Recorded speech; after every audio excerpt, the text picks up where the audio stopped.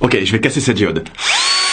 Bon, je vous le dis, on va totalement se transformer en géologue. Clairement, on va devenir des géologues sur la chaîne, on va totalement ouvrir des pierres, ça va être trop bien, je vous explique. Les géodes, c'est étonnant ça les géodes, non? Ce sont des formations rocheuses super mystérieuses. Alors ce sont des roches creuses, ou pas creuses d'ailleurs, à l'intérieur desquelles ont poussé des cristaux pendant des millions d'années. Cristaux de différentes tailles, différentes formes et aussi de différentes couleurs. Différentes raretés aussi par la même occasion. Les géodes, donc les roches en elles-mêmes, peuvent elles aussi être de tailles différentes. Elles peuvent être plus ou moins grosses. Et peuvent se trouver à peu près partout sur la planète. Mais le truc cool avec les géodes, et là c'est le truc vraiment très stylé, c'est que c'est un petit peu comme les Kinder Surprise, tu vois. On sait pas vraiment ce qu'on va trouver à l'intérieur. Et ça, on aime bien. Ça fait le petit frisson. Voilà, la surprise quoi, ça fait toujours plaisir. Le plus souvent ce sera du quartz, car c'est le minéral le plus communément trouvé, même si, et ça c'est super cool, on peut aussi trouver en ouvrant une géode de l'améthyste, ça c'est magnifique. Bon, même si ça reste une variété du quartz, c'est magnifique. Comment la nature peut créer un truc pareil? Waouh. Mais c'est bien plus rare tout de même. On peut aussi trouver de l'agate, bref, à chaque fois en ouvrant une géode, on peut trouver des cristaux, des couleurs, des tailles, des formes différentes. C'est un petit peu comme les Pokémon, quoi. On sait jamais vraiment sur quoi on va tomber. Il y a des cristaux qui peuvent être vraiment magnifiques. D'autres un peu moins, bon, clairement. Ça va être notre petite quête à nous, ici sur cette chaîne, de trouver des trucs beaux dans ces pierres. Alors il peut y avoir certains petits indices quand même, qui peuvent nous aiguiller sur ce que l'on va trouver à l'intérieur. Exemple d'indicateur. Eh bien, par exemple, la zone géographique dans laquelle on trouve la géode, ça peut potentiellement aiguiller. Sa taille également, qui peut nous donner des indices sur l'intérieur de la géode, si elle va être pleine ou creuse. Ou encore sa couleur, parce qu'il y a différentes couleurs, les amis. Alors voilà ce qu'on va faire de temps en temps sur la chaîne. Je vous le dis tout de suite, c'est ouvrir de bonnes grosses géodes bien stylées. Et j'en ai commandé plusieurs, qui viennent tout droit des États-Unis d'Amérique, ok? Génial.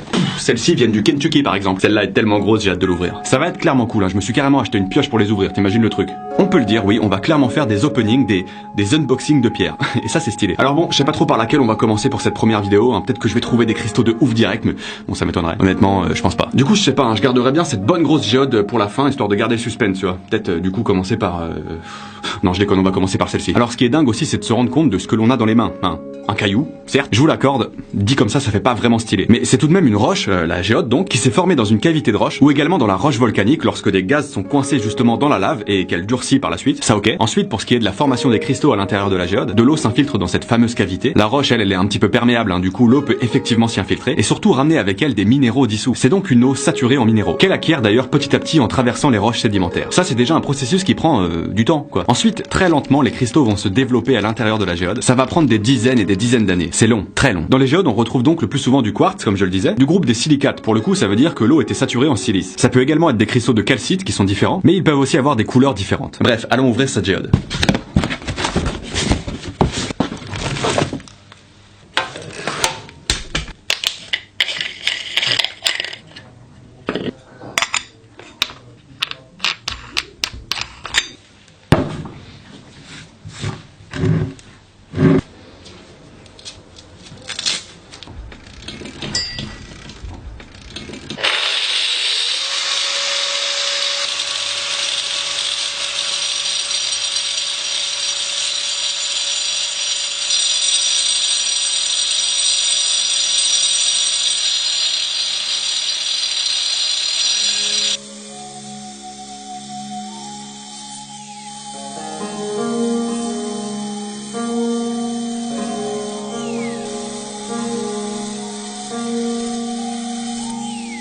En fait, elle est pas totalement pleine, là on voit qu'il y a des trous. Donc il y a des cristaux qui... Enfin, elle est pas... Là tu les verras pas, je pense. Continuons.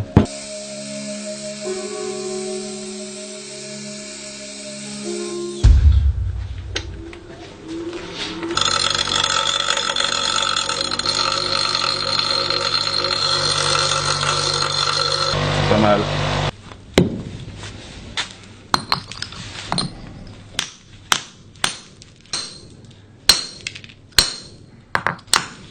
Wow.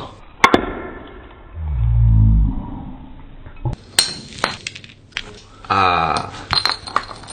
Oh là là, quelle est belle. C'est du quartz, je pense, ouais. Bah, elle est pleine, mais on peut quand même voir tous les cristaux, en fait. Ah, c'est vraiment stylé.